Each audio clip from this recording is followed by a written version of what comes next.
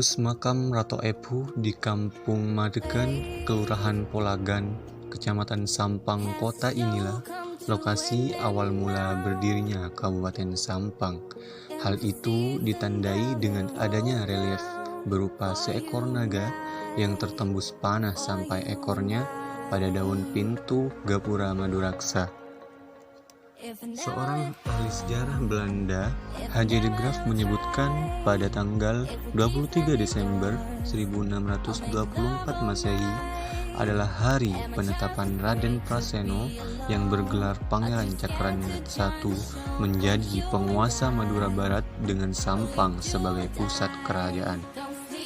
Kini, lokasi ini menjadi tempat ziarah sekaligus wisata religi yang terus digalakkan oleh pemerintah Kabupaten Sampang, khususnya setiap memperingati hari jadi Kabupaten Sampang yang bertepatan dengan Grebek Maulid. Selain sebagai situs sejarah, di tempat ini juga dimakamkan sejumlah punggawa adipati maupun sejumlah bupati Sampang, termasuk Cakraningrat II dan makam Bupati Sampang KRT Mo Ihsan. Assalamualaikum, saya Anissa Nurul Fadilah. Sekarang kita lagi ada di situs Jagar Budaya, yaitu Candi Jedong, yang terletak di Kabupaten Mojokerto, Jawa Timur. Candi ini juga berada di lereng gunung, jadi di sini udaranya masih sangat amat segar. Di sini ada 2 buah candi. Nah, jadi ini adalah candi yang pertama, yaitu biasa disebut dengan Candi Lanang. Kedua Gapura Paduraksa ini pada awalnya menjadi pintu masuk untuk ke Desa Perdikan, yaitu desa yang terbebas oleh pajak pada masanya. Jarak antara Candi Lanang dan Candi Putri yaitu 80 meter. Keduanya dihubungkan dengan batu bata merah yang merupakan peninggalan dari zaman Majapahit. Candi Putri ini berukuran lebih kecil daripada Candi Lanang, dan konon katanya dahulu di sini juga pernah terbentuk istana Raja Airlangga, yang kemudian istana tersebut dibumi hanguskan oleh Ratu dari Tulungagung, yang menyebabkan Raja Airlangga pergi dan membuat istana baru di Kahuripan.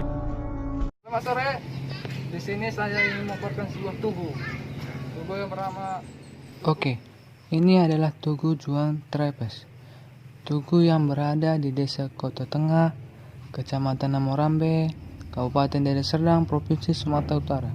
Tugu ini dibangun pada tanggal 16 November 1946. Tujuan dibangunnya tugu tersebut adalah untuk memperingati para pejuang-pejuang kemerdekaan yang telah bertumpah darah untuk mempertahankan Kecamatan Namorambe yang dipimpin oleh Kapten Nip Harim.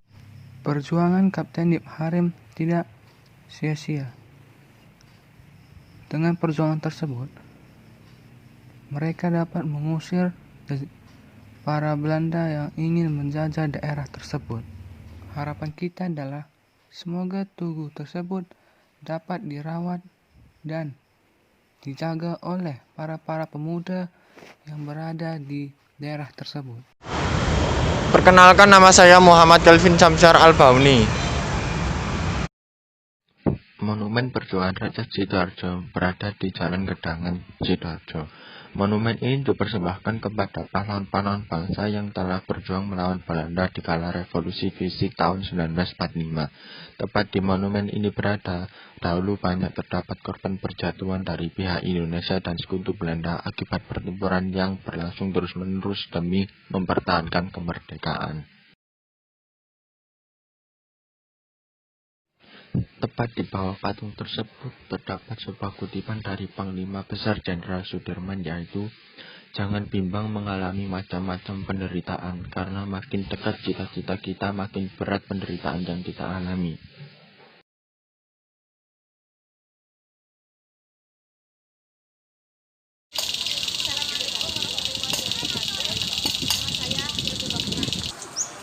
Kompleks pemakaman Astatinggi adalah akhir perjalanan kehidupan para raja Sumenep, keturunan maupun para kerabatnya.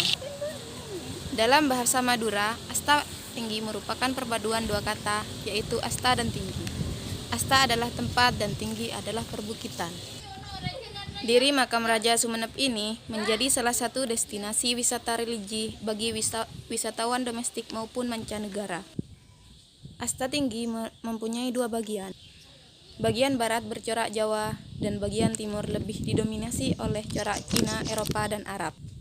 Kompleks pemakaman ini sebenarnya sudah ada sejak abad ke-16, namun baru mulai ada pembangunan seperti sekarang ini di tahun 1750 Masehi.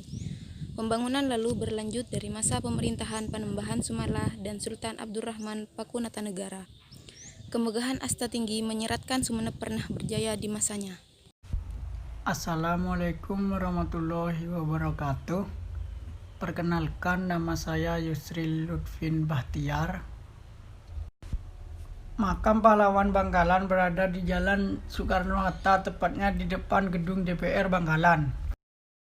Berikut ini nama-nama pahlawan yang dimakamkan di dalam Taman Makam Pahlawan di Kabupaten Bangkalan.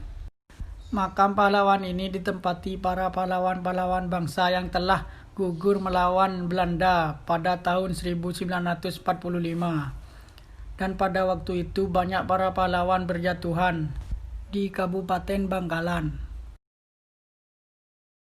Bangkalan berasal dari kata bangkah dan laan yang artinya mati sudah.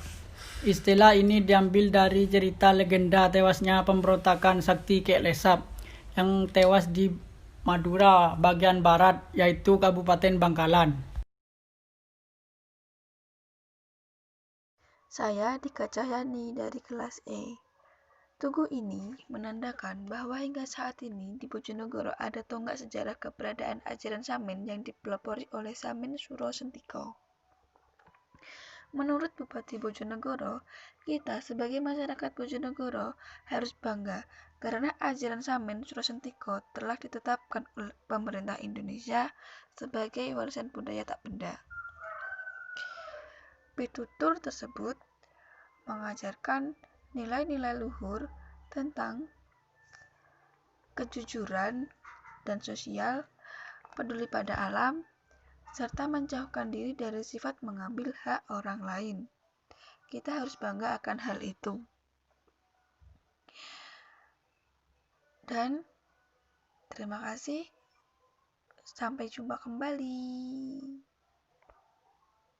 Sunan Ampel adalah sunan kedua setelah Maulana Malik Ibrahim. Sunan Ampel terletak di kota Surabaya. Sejarahnya ialah dulu di sini adalah rawa-rawa, sekarang menjadi masjid yang megah dan banyak peminatnya untuk beribadah dan berdoa.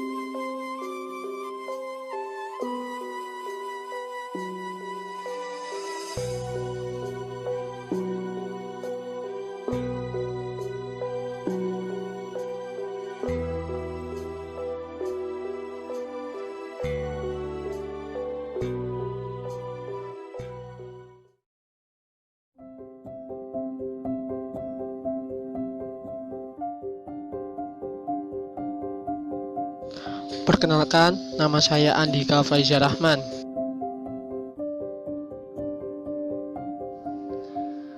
Saat ini, saya sedang berada di Monumen Perjuangan Haji Raden Muhammad Mangunkusumo. Monumen ini didirikan untuk mengenang jasa Haji Raden Muhammad Mangunkusumo sebagai seorang pahlawan nasional. Beliau salah satu pemimpin perjuangan pembela tanah air yang disebut PETA dalam melawan penjajah Jepang di Sidoarjo.